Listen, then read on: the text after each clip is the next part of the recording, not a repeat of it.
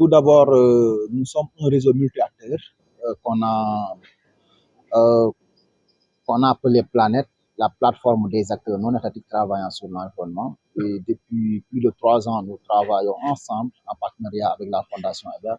Et au sein de cette plateforme, nous avons à la base des acteurs syndicaux, mais nous avons également des ONG environnementales, des groupements féminins, des associations de jeunes, on a des instituts de recherche.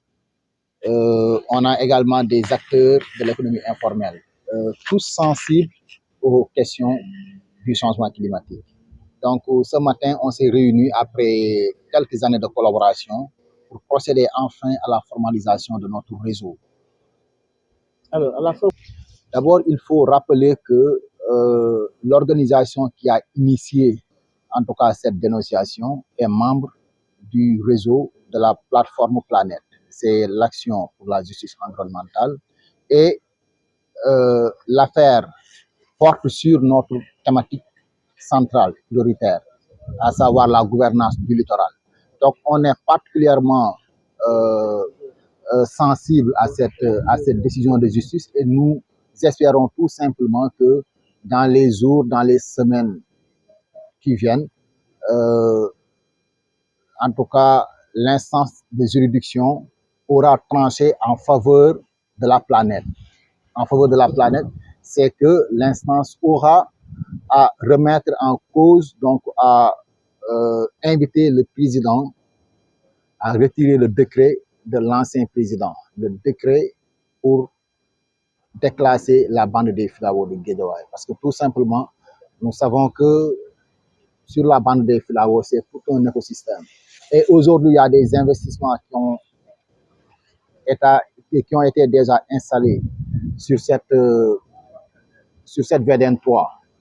Je peux vous dire ici et maintenant que si, en tout cas, des mesures urgentes ne sont pas prises, non seulement cette infrastructure-là, la VDN3, elle ne sera pas durable, mais tôt ou tard, tous ces quartiers qui longent la VDN3 seront tout simplement récupérés.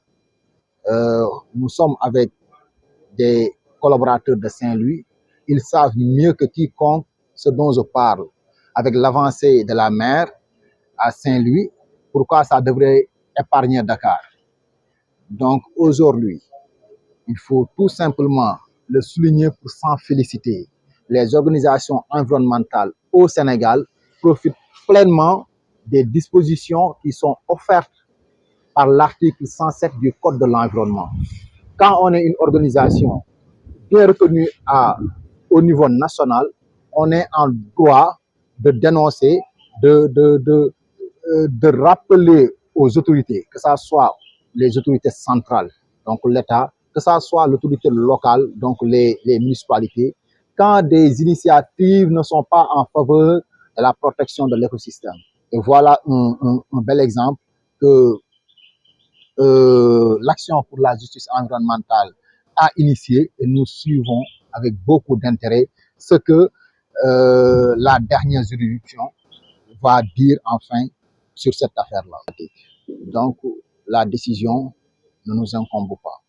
Mais on a des moyens pour faire pression sur ces autorités-là afin que les droits humains, donc les droits environnementaux, puissent être respectés. Et ça commence par quoi?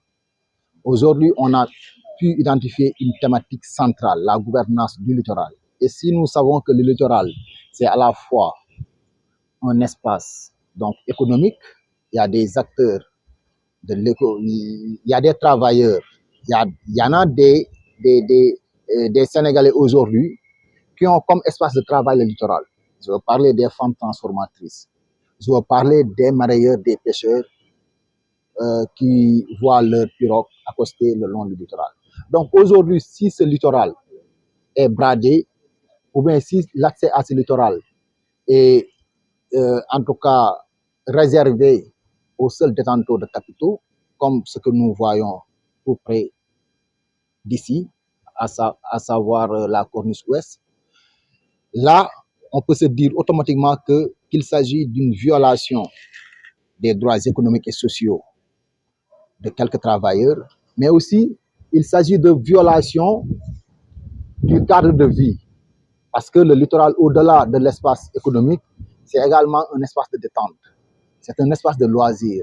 C'est un espace qui regorge des intérêts à la fois culturels et culturels avec la communauté Lébu. Vous voyez à quel degré d'importance nous accordons à une bonne gouvernance, à une gouvernance inclusive du littoral. C'est la raison pour laquelle non seulement on a déjà identifié